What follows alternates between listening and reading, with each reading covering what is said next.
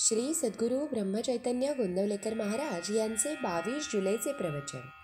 गुरु आपल्याला अंतिम सुख दाखवितात. एक लहान मुलगा एका विहिरीजवळ उभा होता. त्याची एक वस्तू आत पडली होती. ती काढण्यासाठी मी आत उडी मारतो असे तो म्हणू लागला. त्यावर तिथे होता तो एक मनुष्य म्हणाला, तू असे करू नकोस, आत पडून बुडून जाशील. तरी पण तो ऐकेना. एवढ्यात त्याचा बाप तिथे आला. त्यानेही मुलाला पुष्कळ सांगून पाहिले, पण तो ऐकेना. मग त्या मुलाला बापाने धाक दाखवून आणि मार देऊन घरात नेले. आता मुलाला मारले म्हणून तुम्ही बापाला दोष द्याल का? एकुलता एक मुलगा, नवस करून झालेला, त्याला जाऊ दिले असते तर काय झाले असते असे म्हणाल का? नाही ना.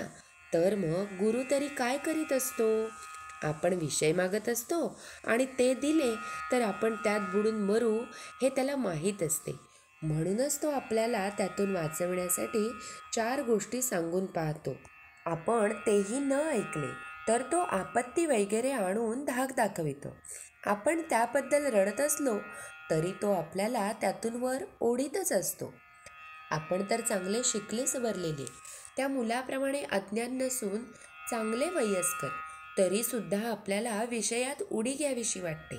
गुरुने सांगितले लग्न करू नकोस, तर आपण लग्न कधी होईल म्हणून त्याच्या पाठीस लागत असतो. आणि शेवटी तर काय, गुरुला समजतच नाही असे म्हणण्यापर्यंत आपली मजल जाते. सध्या दिसते तेच सुख आपण खरे असे मानित असतो, पण अंतिम सुख काय हे गुरुला कळत असते. म्हणून तो सध्या दिसणाऱ्या सुखापासून आपल्याला परावृत्त करीत असतो.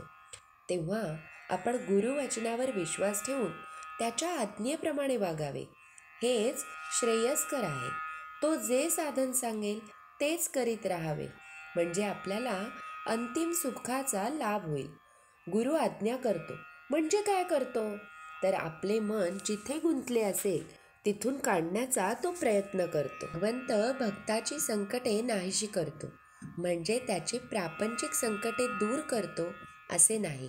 ती काय सहज दूर करता येतात, पण भक्ताला समाधानात ठेवून संकटे सहन करण्याची शक्ती भगवंत देतो. भक्ताला तो नेहमी स्मरणात ठेवतो. असे भक्त संतपदाला पोहोचतात. एखाद्या विद्वान माणसाची विद्वत्ता ओळखायला आपण थोडे तरी विद्वान झाले पाहिजे.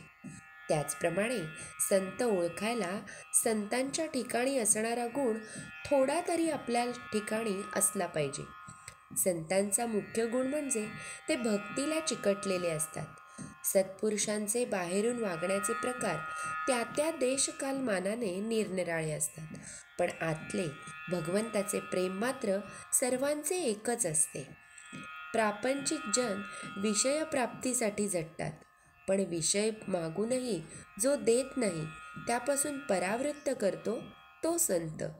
श्री सद्गुरू ब्रह्मचैतन्य गोंदवलेकर महाराज की जय. श्रीराम समर्थ. जय जय रघुवीर समर्थ.